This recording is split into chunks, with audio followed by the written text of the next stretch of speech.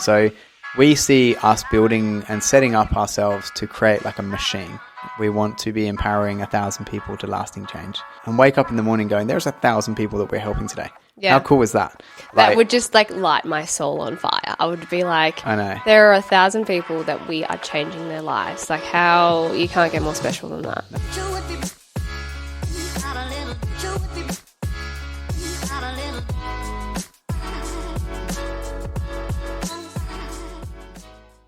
Welcome back to another episode of the Coaching Society podcast. Today's episode, Michaela and I are going to be jumping straight in with a few common questions that we've been getting asked recently. So rather than doing like a normal Q&A where we just ask people to ask questions, these are actually things that a lot of people are asking us on almost a day-to-day basis. And if a lot of people are, then there's going to be hundreds of people that we can help from this information. But we're going to be giving a bit of a personal update and obviously our normal recommendations at the start. Let's start with a personal update. We'll switch it up this week just so that anyone listening can hear the personal updates we've got. Last week, 2 weeks ago, we gave the update of the transformation, I guess, that we're going through, or the 8-week block that we're going through leading up to your photo shoot, Michaela. Yes. So it is week 3? Started week 3, yeah. Yeah, so it's the start of week 3. And overall, we're feeling pretty good, I would say. I mean, unreal. Are you feeling good? Yeah, unreal. I'm feeling great. I feel, well, the first 2 weeks I trained 5 days both weeks, which like I would normally train 2.5 to 3 days a week. So I've pretty much done a month's worth of my regular training in just 2 weeks already.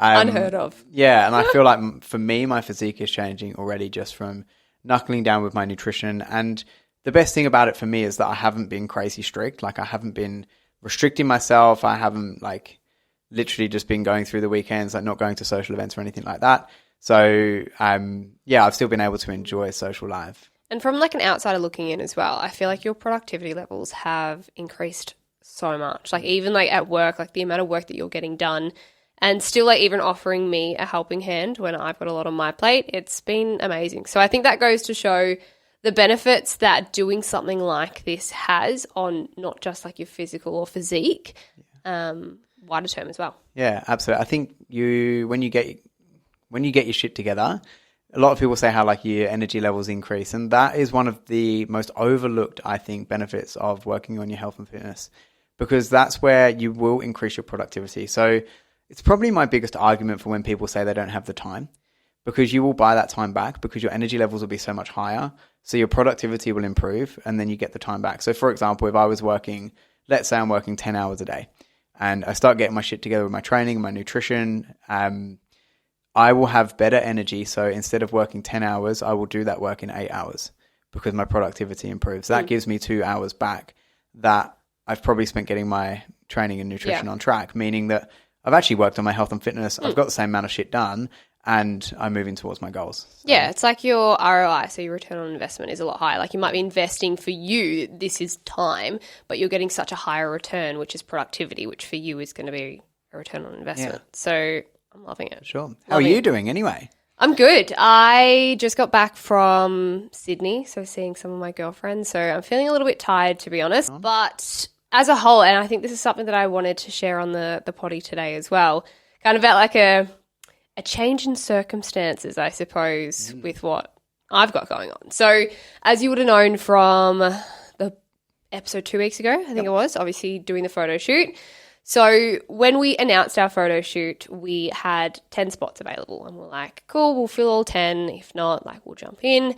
And we've had so much interest from clients, like an incredible amount, to the point where I've been booted off the photo shoot and one of the clients is taking my spot. Now, I think clients always come first. Yeah, they will always, but that's not even unfortunately, because I'm seeing this as if someone is coming to us and they're wanting to do like a photo shoot, which for them would be terrifying, and I've done a lot, I want to be able to facilitate that, like give them the opportunity to do that. Like someone gave me the opportunity when I did my first photo shoot. So I was actually quite happy to do it. But the way that I want to flip this and the way that I want to like reframe this, I guess, is to say when that happened and like we realized that we oversubscribed ourselves, we had too many clients for the amount of spots we had left, and that I had to sit this one out, I could have been like, oh well, like I'm not doing the photo shoot, I'm going to stop my prep. Like it would have given me the perfect excuse to stop altogether and go back to, you know, having no structure in my life, not really paying or having my health and fitness as a priority. But I didn't. And I'm really, really proud of that because, as I said, it would have been an easy excuse for me. All I've done now is just continue on, and I'm just going to do my shoot the following weekend or the weekend after that. Your birthday weekend. Yeah, my birthday weekend. Drew, if you're actually listening, when Michaela made the joke I think it was in Bali, that she said, oh yeah, the photo shoot's on my birthday. And photo shoot's like 8 days before Michaela's birthday. But she was like, oh, it's close to my birthday at least. Well, but this it actually might be on be. your birthday. Yeah. Which will be fun. But birthday shoot. Yeah, I just wanted to share that because that would have been such an easy excuse for me to be like, nah, I'm just not going to do it. Like week 3, this is normally where things get hard, and just completely stop. But I haven't, and I've continued on, and I'm actually quite proud of that for myself as well. Queen, love it. So recommendations or advice or whatever we have, I guess, learn ourselves this week. Let's start with mine. I think we spoke about ours, didn't we? And they kind of relate to each other. Yeah. But my recommendation is for anyone, and this is more not a fitness recommendation at all, more of a life and relationship recommendation. Michaela and I spend literally every fucking minute together. I don't think people realize, like when we say we spend all the time together, like I don't think you actually realize, like we work together, we train together, we walk together, we eat together, we grocery shop together, we do like we have all the same friends, like we do everything together. Like I would say we spend 99.9% of our time together. Yep. It's crazy. Like we do absolutely everything. The only like probably time every couple of weeks is when you go and get your nails done for an hour. Yeah. Or when I go to the barbers every couple of weeks for like literally 20 minutes. So it's probably wildly unhealthy, but anyway. Yeah, and like it works for us. But my recommendation is what we've experienced this weekend is providing yourself with the opportunity to miss your partner if you do spend a lot of time together. So Michaela went away this weekend for a couple of nights, and we both, when she came back, said that we like actually missed each other and we had the opportunity to miss each other, which I think is a really healthy element for a relationship, is to remember not to kind of take your partner for granted when they're around all the time. And it's something we both noticed straight away, isn't it? Yeah, and like I was so excited to come home and like see him. Like I hadn't seen him for 2 or 3 days, which for us is crazy. So I thought that it was so good, and I feel like the start of this week has been amazing for us. Like we've been so happy, and like we've loved cooking dinner together. Like last night, we very rarely do this because we work quite late in the night. But Russ came into my office and was like, all right, we're going to knock off, and like, I want to cook dinner with you. And I'm like, what? I said that, and then I was back in the office like halfway through because I saw a message from a team member. And I was like, oh, let me just go and deal with that. But the intention was there. The intention was there. And I think like if you do find that you spend too much time with your partner, or not too much time, but you're spending a lot of time with your partner, actually book in times where you go and see friends, or literally you go away on your own. Like remember last year I went away for 4 days, literally on my own. I just went and stayed in like a hotel down in Geelong for a few nights, just because it was great to kind of have that time apart and then come back like stronger. Yeah, so, I loved it. Yeah, we didn't need it like to be able to have to come back stronger either. Like when you, when you went away this weekend, like we didn't need to be missing each other, but it was really, really nice to miss each other. Yeah, sure. Absolutely. Absolutely. I should be a relationship expert. Oh. I don't know what do you reckon? I don't know about it. Oh, okay. shoot me down? Fuck. Yeah. I thought that was a new career move. This coaching society is going to turn into relationship coaching. Could you imagine? Oh, no. It would be an absolute fucking nightmare. Anyway. Divorce rates through the roof. Yeah. As of late. Anyway, yours. Yeah, what have you got? So that kind of leads on to mine. I feel like I actually have 2 recos this week. So serious one and probably not a serious one. But serious one would be if you're listening and you haven't seen like some old girlfriends or old friends in general, schedule in some time to go see them. As Russ just said, I just got back from Sydney, and the reason I went to Sydney was to spend some time with 2 of my high school best friends. We've been friends for 12 years, and I haven't seen them in years, honestly years. And it was the best thing because I was explaining this to Russ today on our walk. Those sorts of friends that have seen you since you were like 12 years old, they've seen the gradual evolution of you, the shit that you've been through, the highs, the lows, everything, and they know you so well. So like seeing my two girlfriends, Lara and Eleanor, the weekend just gone, like I didn't even need to explain myself or, go into detail without them already knowing me and giving me such practical advice on things that I'm struggling with personally at the minute. And it was just so wholesome and refreshing, and I honestly adore those girls. So if you haven't seen some really good friends for years and you grew up with them and they have your best interests at heart, go catch up with them. Fly to Sydney, go to the Goldie, do something together. It was the best. Honestly, the best weekend ever. Yeah, I think it's 100% worth it. Like, I'm probably really bad at this. Like, I've got a lot of friends from a lot of different circles because I've lived in different locations. I'm obviously from the UK. So that's something that, like, yeah, definitely now pairing, obviously, us having more time apart and also, yeah, seeing old friends. I think it's definitely something that's super, super so special. For sure. I love it. What's your other one? You got another one, you said? My other one. I discovered this in Sydney. I'm assuming they would have like an online store, but I went to like the physical location in Bondi. But it's a jewelry brand called Porter. Poter. It was... Is that Potter? Porter? I don't know. Did I spell that wrong? Yeah, you didn't add the R. You said Poter. Okay. Michaela's not very good at spelling, everyone. So it's Porter, Porter. No, if I can see it, I can spell it. But if I'm just saying it, I can't. All right, well, wherever you're watching your podcast and episode this week, check the caption below because we will add that in afterwards. I don't even know if they have an online store. But anyway. We'll find it and check the description below on Porter, Spotify, wherever it is. With an R. Porter with an R. This was in Sydney and one of my girlfriends, Eleanor, took me there and it was beautiful. Like, beautiful. I got like a bracelet and some earrings and it was just stunning. And like the quality is really good. I loved their like style, everything. So if you're in need of jewelry, hit up Porter. And it wasn't overly priced either. No, it wasn't. And I have mad financial anxiety. Michaela cannot spend money. Like literally really cannot spend money. Like she gets so much anxiety around it, which we're working on. Yeah, I'm working with my therapist on it. It's fine. Literally. So yeah, she came back and was like, oh, I spent all this money. And I was like, I was expecting like thousands. Like the way she was talking, I was like, fuck, she just bought a bracelet that cost a couple grand. I would not even give a fuck if she did because I'm like, you do whatever you want, you make your own decisions. She was like, oh, it was like $100. And I was like, babe, it's okay. Come on, you'll be fine. And we can still afford fucking breakfast tomorrow. Yeah. So yeah, no, good recommendations there. Love it. Should we dive into let's a few little common questions? Let's get into it. All right, so first one we have here is actually a question that we got from a client who came on board this week. So how should I structure my meals for the day on 1,500 calories?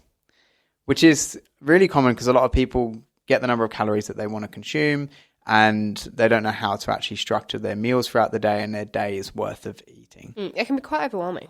When you've never done it, you're like, how the hell do I do this? Yeah. So let's start on like 1,500 calories. For starters, it is quite a low calorie intake. So you do have to be quite strategic with it. Like if you're eating more at maintenance or a higher calorie intake at 2,000 or more, you're probably going to be able to kind of, I guess, wing it a little bit easier. Whereas, and I don't ever think or condone that people should be winging their nutrition. However, when it's at 1,500 calories, you do have to be very, very smart with it. Now, I personally think that every single person, regardless of what your calorie intake is or how low it is, should be eating 3 main meals rather than trying to cut out different meals at different times of the day. So many people say to me, like, I don't like eating breakfast. Suck it up and get used to it. Start with the small breakfast and build up. But let's say I'm going to look at the numbers because that's what I do. Let's say you got 1,500 calories. You have 3 main meals. I would have 400 calories per meal on average. It doesn't have to be exactly 400 for those 3 meals. It could be 350 and 450 or whatever.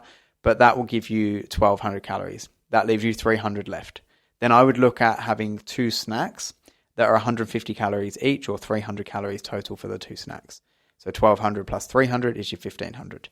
Now, where you want to incorporate those snacks is quite important. You want to incorporate them at the times that you are hungriest. So notice and take note of your hunger cues. So for me, for example, I get fucking starving in the afternoon. So I have a snack late afternoon. And then I also enjoy a snack or a dessert in the evening after dinner. So literally, like my calorie intake right now, barring my pre-workout meal that I have like super early in the morning. So I'm effectively having 3 main meals and 3 snacks, but I have that first snack really early in the morning and I'm only on 1,700 calories myself. Then I have 3 main meals, about 400 calories each. and then I have a snack in the late afternoon, and I have like a paddle pop or a fucking cyclone in the evening after dinner. And that's my 1,500. I think I've seen it so many times working with like hundreds of clients myself. They like come to me end of the week and they're checking and they're just like, Mick, I'm starving. Like it's gotten to 4 o'clock and I'm so hungry. The first thing I do is look at their calorie distribution. So I'm like, all right, so if you're starving at 4 o'clock in the afternoon, which is when a lot of people do get quite hungry because it's getting towards the back end of the day, what are you having for breakfast? How many of your calories of your caloric goal are you getting in the AM? And are you leaving yourself with peanuts in the afternoon, which is when a lot of people are hungry?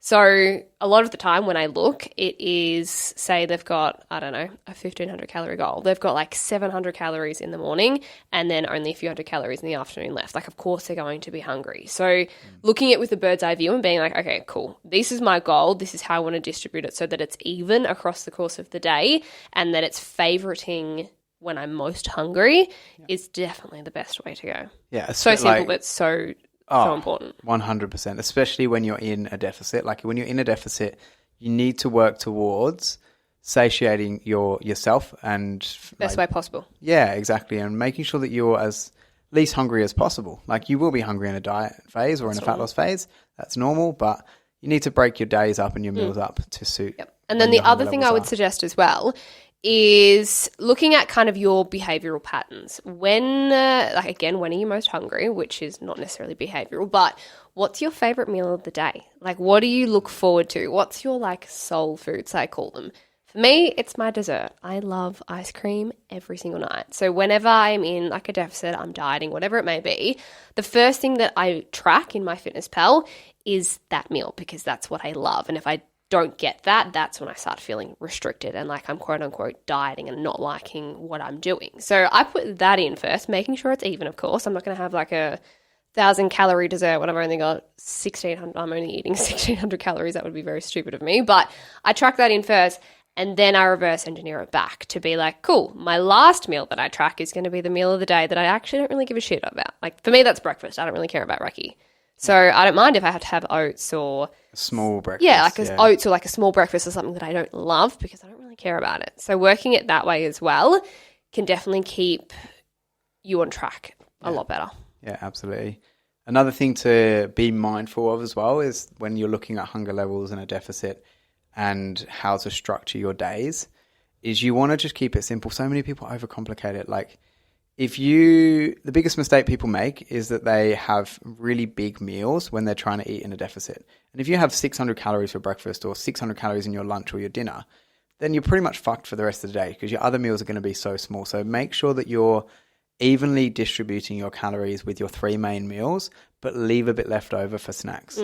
And you don't want to have let's say 1,500 calories as well. You don't want to have 3 main meals that are 500 calories each and you don't have room for snacks. Because you've got then big windows in between eating where you're going to find that you are hungry and that's where you're not going to adhere to your diet. And this can be flipped into the other way as well, like for people who are building or in a surplus. If you've got, say, like a 2,500 calorie goal or something like that, for a lot of people it's roughly that-ish.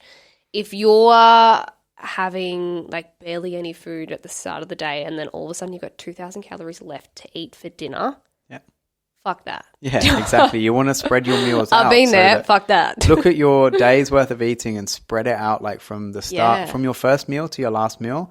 You want to spread it out. And also when you are building, eat the most food when you are hungriest. Like it makes sense, right? Like if you're struggling to gain size or gain muscle or eat in a surplus, when are you hungriest? When do you struggle the most when you're in a fat loss phase? Think back to that. And then utilize that knowledge to then go, you know what, I'm going to have a massive smoothie at that time that might be 600, 700 calories as one of my like afternoon snacks or something along those lines. It will definitely help. Yeah. Practical advice. We love practical advice. Yeah. Keep it simple. Spread your meals out. I think that will cover everything. Yeah. Love it. Beautiful. Next one. So this one is more for business and for us. Where do we see Coaching Society in 5 years? 5 years. 5 years. Wow. I don't even know where we're going to be in 5 minutes, to be fair. This podcast could go fucking left or right. Who knows? We don't know. I was talking to the girls about that on the weekend and I was like, have you ever done like a psychic reading? Like, would you ever do one? And like, Yuck. I think both of them said that they have, but one of them mentioned that like they like the feeling of the unknown. And for me, I'm like, I could go either way. Like, I want to know what's going to happen because I'm such a control freak and I do have such bad anxiety. I'm like, I need to know what's happening. But then a part of me is like, who knows? If someone asked me 5 years ago if I would be in this position that I'm in now, I'd laugh. Fucking hell, absolutely. But no, in saying that though, of course, any good business owner should have a 5 year or a 3 year. We actually do have a plan. We're not just We do fucking have a winging this. plan. People are like, these guys have no idea what they're doing. What are they doing? No, we pretty do sure have a we plan. don't. We do have a plan. We might look very like surface level on the exterior, but yeah, inside we're very meticulous with our planning. So we do have a 5 year plan, and that 5 year plan definitely excites us. Yeah. So in 5 years, by the end of 2028, we want to be empowering 1,000 people to lasting change, which means we want to have within Coaching Society 1,000 active clients. We've already had over 1,000 clients come through Coaching Society, but we want to build up our numbers to be able to know that on a day-to-day basis, we have a team of coaches and we have like this team behind us working alongside yourself and I to be helping 1,000 people and wake up in the morning going, there's 1,000 people that we're helping today. Yeah. How cool is that? That would just like light my soul on fire. I would be like, I know. There are 1,000 people that we are changing their lives. Like how you can't get more special than that. No. And we've got like a long way to go to get there. Like we are, working to set up the foundations, which I think is the biggest thing when it comes to business is that's not going to happen overnight. It's not going to be linear to get there as well. Like we might only be at 500 in the last year, but all of a sudden we've set everything up to be able to really scale. So I know that if we keep kind of working, we're only 2.5 years into business now, and we've got 250 clients. We have pulled ourselves back from coaching. We've got a really, really good team behind us. I know that, in 5 years' time, we'll definitely be there, which is super cool. Which is exciting. And then, of course, that means that we get to diversify within the business as well. Like we get to promote certain individuals based on their performance, based on their, how bought they are into the company, like everything, which is what we're starting to do now, which again is like another layer of our business that we're getting into as of late, obviously still navigating the roller coaster it is of a business, but that's kind of what excites us. Yeah. I think like we are business owners as well, and we have transitioned into being business owners in the last 2 or 3 years since starting Coaching Society, and it's something we've invested a lot of money in terms of what we pay for on a day-to-day basis now, but also our education. So we see us building and setting up ourselves to create like a machine. We want Coaching Society to be a machine. Like a platform. Yeah, as a platform where we've got different departments, like I guess a proper company. Like right now, I think any company where you've got under 10 staff or 10 employees, you are still having like employees covering different areas. Whereas we want to get like a head of client success, we want to get like a head coach, we want to get a head of sales, we want to get a head of marketing, and have all of the different departments within Coaching Society, which will be really, really cool, because then that allows you and I to work in the creative space to create the ideas of how we're going to be able to grow and move forward. I think that as a person in my position as well, I've found a lot recently is that when I'm being pulled out of my creative space, that's kind of as a business, we like hit a halt. Yep. And I do think that if you're a creative person, if you're thinking about starting a creative-based business, you need to allow yourself the time to be in that environment, because if you're not, then that's when the ideas stop. That's where your growth stops. That's where you can't scale your business anymore, which I think has been a really smart move on our end for me to move into that space so that I can come up with these ideas and I can have like freedom of thought, which can often get clouded when you're wearing a million different hats within your company, which I was, and I kind of still am a little bit, but it's a lot better. You're only you're limited by the amount of time that you have. Like that's the biggest factor when it comes to scaling a business. And that's what we've tried to and continuing to try to work on. That's why we've got a team. Yeah. Really, like realistically. Yeah. Anyone listening to this as well, if you're listening or watching, I want you to say yes or no to my idea, and I want you to give me a location on my idea. So where we want to be in the next 5 years, I think if you listen to like episode 1 of our podcast, I spoke about us opening a gym. I think I've still got that like dying itch to have some kind of physical location. Brick and mortar, yeah. Yeah, and I don't know what it would be yet. I've got no idea. I've got ideas in my head, whether it's a gym, whether it's like a studio for PT sessions, whether it's like a studio for kind of small group personal training, or literally just setting up a studio that looks sick as fuck. And for us to do content in. To do content in, and all of our clients can just train there wherever, or whatever it might be. So I've still got a kind of an itch to do that. I don't know whether that's going to happen or not. I don't know whether that's just like shiny object syndrome from my end, but it would be pretty cool. So if you're listening to this and you're a client or not a client, I want every single person who listens to this to message us on Instagram saying yes or no to the podcast episode idea of having a physical location, and let us know on a location, and you might just twist my arm. Michaela's like, fuck, don't. Oh, dear God. Yeah, I think it'd be cool. I think it throws the idea out there, and who knows if it will actually come to light, if we'll ever have time to do it, but it'd be pretty cool to have like a hub where we can bring everyone together and maybe even put an office in there so we don't have to work from our spare bedroom. Maybe even a podcast studio. Studio. So my office is behind the cameras right now, and we don't have to be sharing the same room. But no, we do have a lot of like grand plans, big ideas. We want to make some big moves within this industry. We want to be on the forward foot. So yeah, I think that we're working our goddamn asses off to get there. So yeah. We're hustling. That's it. Awesome. When we think of an idea and we are like, yep, we're going to do that, we fucking do it too. So if anyone twists my arm, I'm sorry, Michaela. Cool. Now I'm nervous. I can't deal with it anymore. No, you'll be fine. We'll be fine. We'll be fine. Yeah. Just don't mess with my creative flow and I'm happy. Okay. We'll leave you in your flow. Cool. Next one. One person asked me kind of this week, and I get it quite often. They said, where should I start with my training in the gym? I don't know where to start. Now, I'll answer this one to start with, and you can kind of chip in. So, well, I feel like this is actually quite a fitting question for you, because I'm pretty sure 6-7 years ago, I came to you. I don't even know. You don't know how many years I came to you. I was like, where do I start with my training? Never been in the gym before. So what's the advice you gave me? Yeah. So first of all, I want to break this right down, like strip this right back and break it down.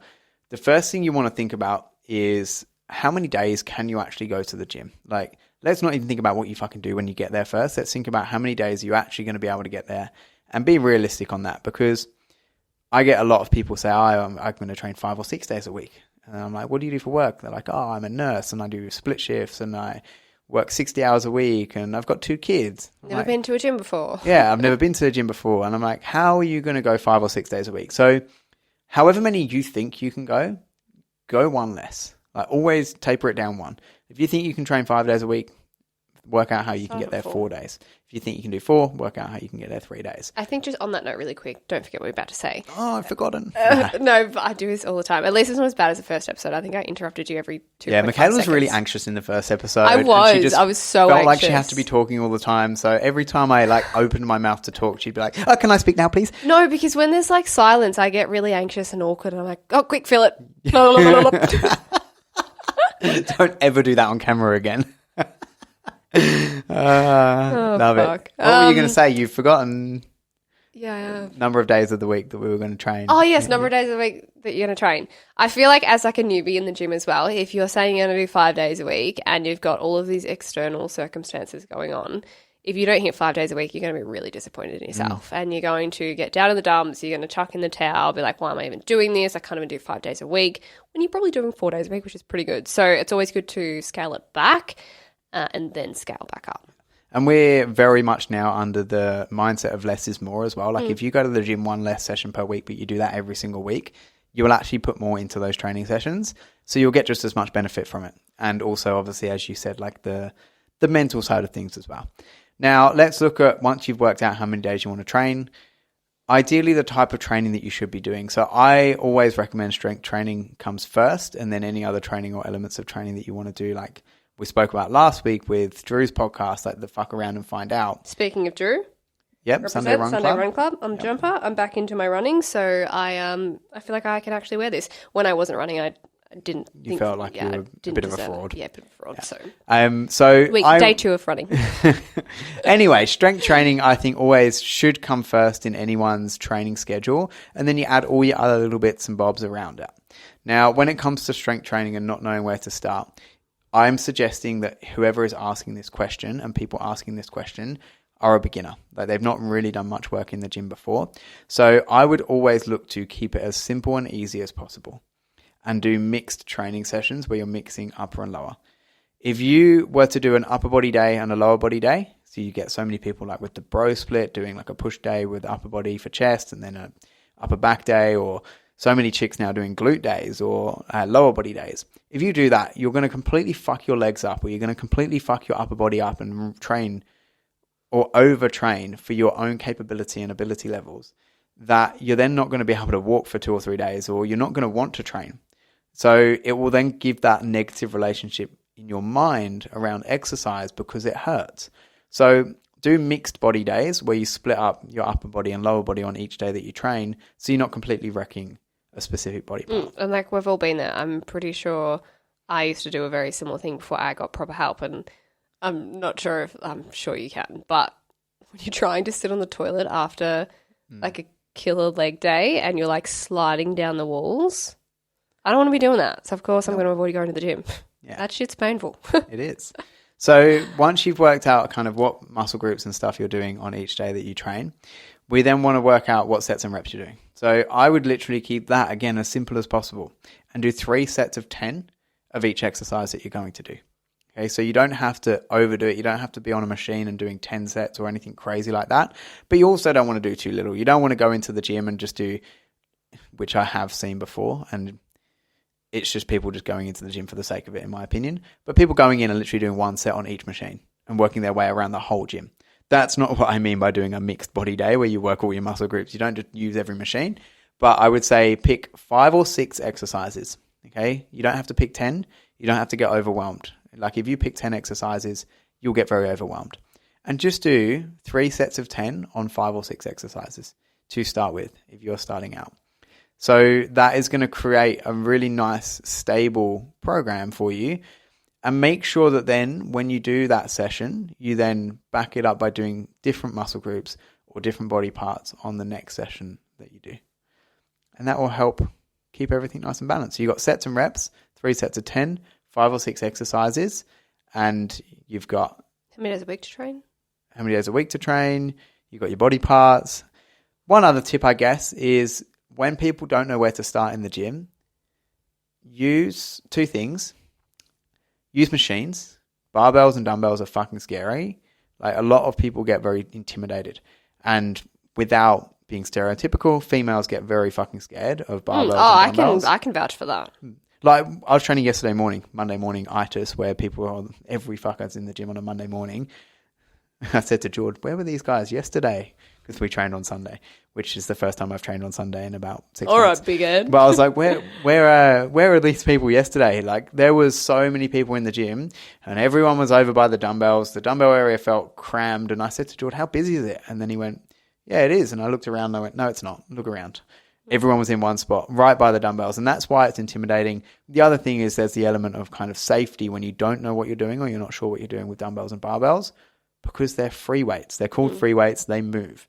So have a crack with some machines. Stick with some machines. And then the second bit, which I said 2 things about 10 minutes ago before I got on a rant, is use YouTube. Use videos. Watch videos on demonstrations of how to do exercises so that you can understand how the movement works. Or ask someone. Someone in the gym. Get some guidance. Can you tell that Russ is head of coaches education and development within the company? That's me. He's got a lot of passion for it. A lot of passion for it. But no, I agree with every single point there. Coming from a coach, but as well as that, coming from like a consumer too, because that's the advice you gave me 6, 7, 8 years ago, whenever the hell that was. And look at me now. I'm an athlete. No, I'm kidding. I'm not an athlete. I'm not. I am a Sunday run. No, I'm not. I'm not that either. So you're just you. Yeah, keep it simple. Structure your sessions well, and you'll be absolutely fine. I think reach out for advice. Reach out for help. That's and like, if anyone is listening to this and like you've got questions and you don't know where to start, we love to help people. That's like our core value. It's what like lights us up on the inside. So ask us. We are more than happy to point you in the right direction. Yeah. And ultimately, like, we can tell you what to do within the gym. Where we come in as coaches, and the biggest area that Coaching Society helps people with is the ongoing support and without saying training isn't detailed. Training is very detailed, but it's quite complex, yeah. We go into the more complexities of like your health and your biomarkers and everything like that. So wellness. Yeah, that's where coming on board as a client, we can help you further, but the basic information of kind of how to structure your training program, it's out there. Whatever, just let us know. We can help. Cool. Beautiful. Next one. Back into... I actually forgot that I was podcasting, and I was like sitting there like nodding my head. If anyone's watching this on YouTube, I'm like, yeah, that's so true. Please don't watch, like, if anyone's not watching this on YouTube, no one should watch this on YouTube. Like, we just sit here and we look like idiots the whole time. But no. Okay. I said to Russ before we started filming, I'm like, how many people do you reckon actually watch this on camera? Like, can I look like a thumb today? Yeah. Michaela said, should I do my makeup? And I was like, I looked at her without being mean and just went, no, but maybe just go and fix up your hair. Maybe just brush your hair today, babe. Yeah, it was a bit of a mess. I haven't done my hair today, really. So cool. Next one. Back into business question. Yep. All right, let's flip it. Gosh, I feel like I've got a bit of whiplash at the moment. Yeah, how good? I'm like, where is my brain? Hope you're keeping up at home. I'm doing bing bongs in my head. You're fucked. My neck just cracked. Did you hear that? Yeah. A little bit of ASMR. It's ASMR? Fuck, what is it? ASMR. ASMR of chiropractic care. We were speaking with Talia about this the other day. Yes. Anyway. Last one. Stunning. My iPad's died, so I'm glad I remember the question. But imagine if I was doing the questions. We'd just be like, last one. Okay, goodbye. Actually, welcome. no idea. Have a great week, and we'll speak to you next week. So, last one. What are your thoughts on intermittent fasting? God, this is such a conflicting topic. I feel like there is. You're gonna go on a roller coaster now. I think with us because welcome to the roller coaster of Mick and Russ's conflicting opinions.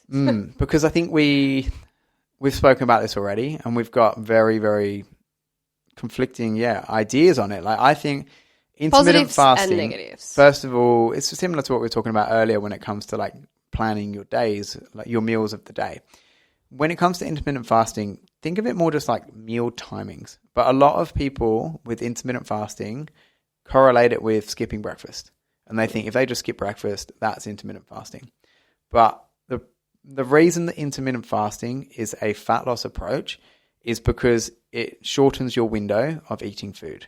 So let's say you normally eat at 8 a.m. with your first meal and 8 p.m. with your last meal. You've got 12 hours to eat food. If you say to yourself, and it is like your method, I am not going to eat food until 2 p.m.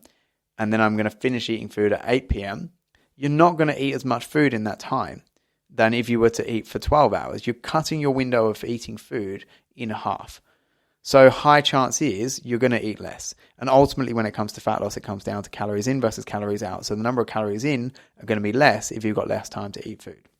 So that's how it works. Would I recommend it? Probably not. And the main reason I wouldn't recommend it in that extent of like cutting your window down so finely. Drastically, yeah. Yeah, and drastically is to start with, if you're looking for fat loss and you're not eating until 2 p.m., you're probably going to be absolutely fucking starving. So when it comes down to calories in versus calories out, in that 6 hours, you might actually eat more food than you normally would because you're going to be so hungry, you're going to binge eat, and it is going to create such a negative relationship with food. Absolutely. And I can speak, on this from real life experience. I did go through a period of my life where I was an intermittent faster and I literally broke my fast at like 1 p.m. or something. And I stopped eating at 8. But you've done everything, haven't you? Keto, intermittent fasting. Literally done everything. I've been there and it did not end well for me. My relationship with food got worse. I was too scared to eat anything in the AM. My energy was shot. My endometriosis was completely out of whack. Like everything was so, so bad. But more importantly, my relationship with food was horrible because I thought that intermittent fasting was the only way I was going to lose weight and look like everyone else on Instagram. Yeah, and it in a way demonizes breakfast too. It makes breakfast seem like the worst meal. There is very, very low chance of you getting in the nutrients that you need as well through the day if you're not eating Unless you're an anywhere near absolute as weapon much. and you're just guzzling. Yeah, unless you're eating like literally just veg, like 10 portions of veg per meal in that time frame. So I think like it's not the best idea, and ultimately all it is cutting down the amount of time that you spend eating food per day to hopefully cut down the amount of calories that you consume. Because a lot of people recommend intermittent fasting over counting your calories. And it all comes down to counting your calories. We know that by now, but a lot of people recommend that because it's an easier way of lowering your calorie intake than having to track your food. It's also a lot easier way to get an eating disorder. Literally, like, yeah. Just to honestly go straight and narrow, black and white to you. Yeah. And now on the contrary. Okay, so now we're going to flip it. Now we're going to flip it. And I'm going to remove the words intermittent fasting and now change that for meal timings or timing my meals. So something that I've done recently being in a deficit is I've changed my eating window and I've changed my meal timings. I would normally have breakfast before our team meeting, which is at 9:15. Now we go to the chiro a couple of times a week, and that's straight after our team meeting at 9:15. And I'm trying to have breakfast at like 10:30, 11. So I'm not shortening my window to the extent of intermittent fasting. And also bear in mind that I do have half a bagel with Biscoff in the morning as my pre-workout meal, and sometimes at 5 a.m. Yeah. And I have a coffee when we go on a walk. So I'm not actually fasting, but what I'm doing is I'm pushing my breakfast back.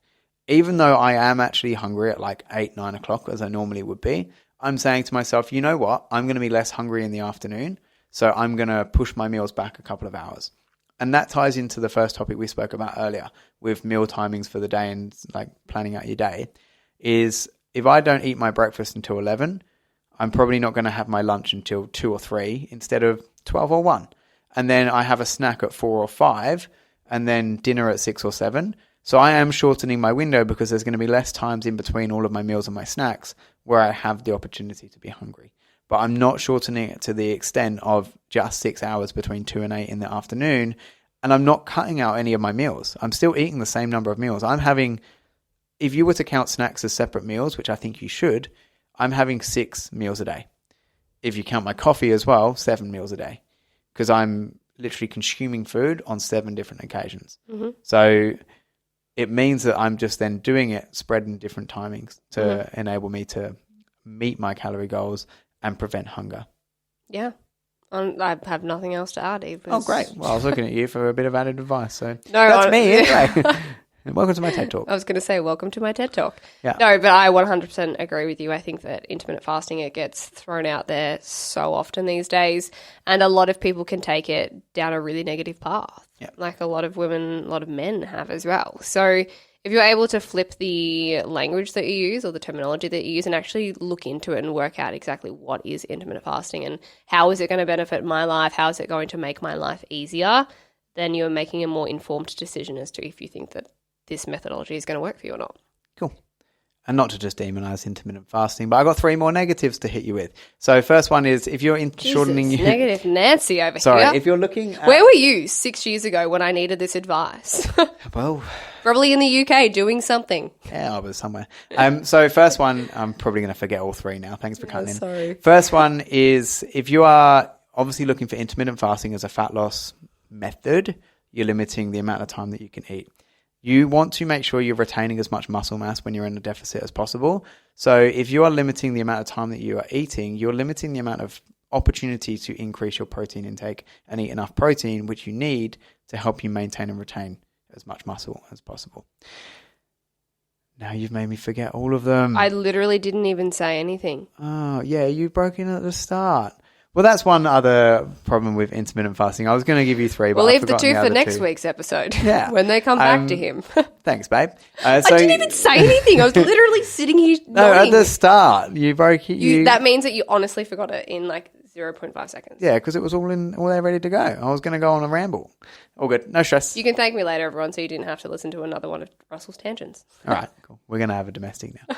But that's it. That's all of our questions and our common things that people have been struggling with of late, which I think hopefully is super valuable, a bit of an insight into I feel how like we'd approach it. Yeah, if one person asks a question, chances are there's hundreds of other people out there that have thought the same thing, but have maybe been too scared to ask. Yeah. And we get these questions really frequently. That's why we can provide advice, is because we have helped hundreds of people with these exact, we've helped thousands of people total, but we've helped hundreds of people with these exact little problems that we talk about. So if we get a couple of questions a week, and we know that's going to help hundreds of people. What's on next week? Next week, we're hoping to get a guest on. Yeah, we're in the process of teeing up a special guest to come onto the potty. We don't know who yet. No, I know who. I just need to ask her. Yeah. It's a her. That's what I'll give you. And if she is going to let me interrogate her, I think that it's going to be a really, really good potty for all you mamas out there. Oh, exciting. I know who it is now. Yeah. Beautiful. Love it. So thank you very much for tuning in this week. If anyone has questions off of the back of our questions that we answered, then let us know. But have a wonderful rest of your week. And thank you for tuning in. Speak soon. Bye. Bye.